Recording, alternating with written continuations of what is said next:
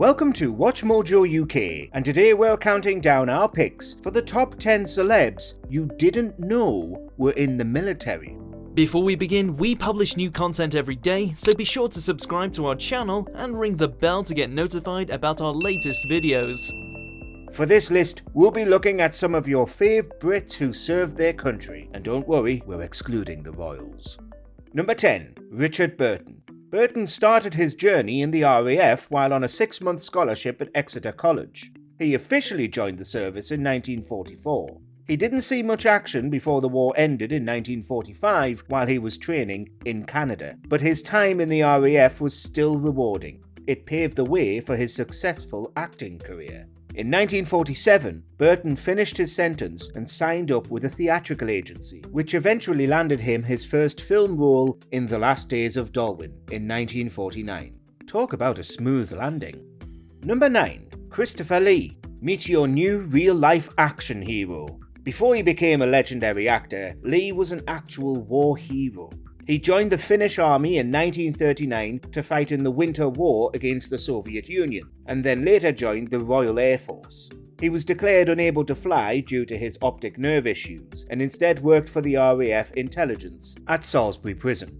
During his time in the military, Lee almost lost his life twice, once during a bombing and once during a plane crash. After he returned to London in 1946, he started to invest his time into acting, and the rest is history.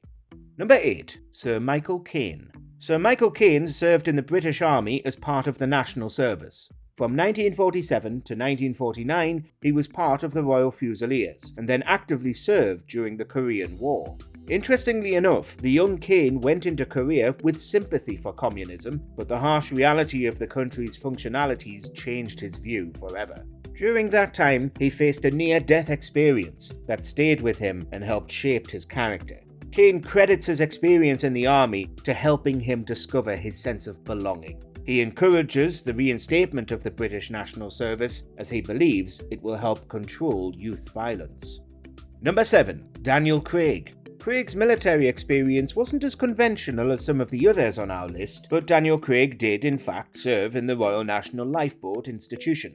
The RNLI is a search and rescue operation which mainly relies on volunteers and their commitment to the service. Sure, this James Bond may have never had real-life army training, but his experience at the RNLI seemed to have been influential enough. After all, lifeboat crew are heroes too, right? Craig continues to have deep support for the service and has inspired many to donate their time and money to the organisation. 007, you truly are a gem. Number 6. Sir Roger Moore. Moore's military experience also proves that James Bond actors have had some sort of prior military training. Moore's interest in acting had to take a pause when he was enlisted into national service. In 1946, he was commissioned as a second lieutenant in the Royal Army Service Corps. He was responsible for overseeing entertainers who were performing for the military as part of the Combined Services Entertainment section.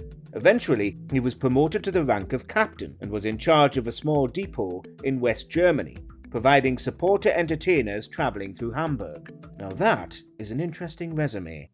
Number 5. Dame Kelly Holmes. Dame Holmes has an impressive Olympic-level athletic career, but did you know she also has a long history with the British Army? She joined the army at 17 as a physical training instructor and served for 10 years before pursuing her running career full-time. During her military service, she was based in various locations, including Germany and Cyprus, and was part of the Army's Physical Training Corps. In 1993, she won the military multi-event championship and later went on to represent Britain in the Olympics, winning 2 gold medals in the 2004 Summer Games in Athens.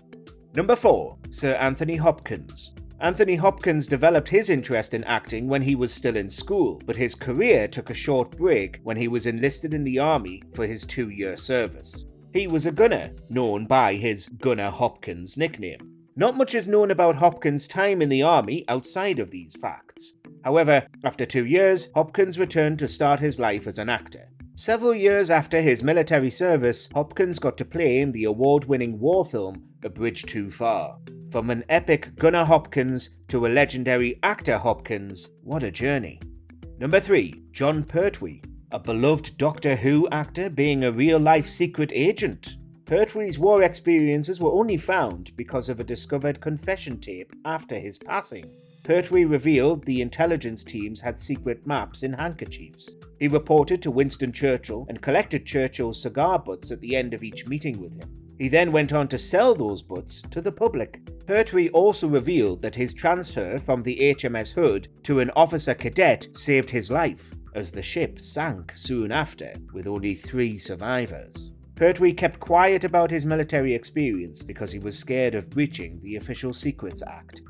Number 2. Sir Alec Guinness. Sir Alec Guinness had an impressive military background as well. He developed a passion for acting prior to serving in the Second World War. He joined the Royal Navy Volunteer Reserve as a seaman and was later promoted to an officer. Guinness served as a commander of the landing craft infantry during the Sicily invasion. Interestingly, he was able to leave the war temporarily to perform on Broadway, playing the role of a flight lieutenant in Flare Path. When the acting duty calls, you've got to answer, and it's safe to say Guinness followed the right path. Number 1. Sean Connery. Best known for his iconic 007 role, Connery joined the armed forces when he was just 16. At the time, he was still introduced by his birth name, Thomas. In 1946, he joined the Royal Navy and trained at the Gunnery School.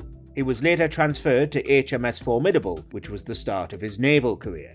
However, 3 years later, Connery had to call it quits because he got duodenal ulcers. Connery joked that the ulcers were developed because he didn't want to take orders from military personnel that he thought got their positions based on privilege. It's no wonder Connery got to portray a beloved, fearless agent.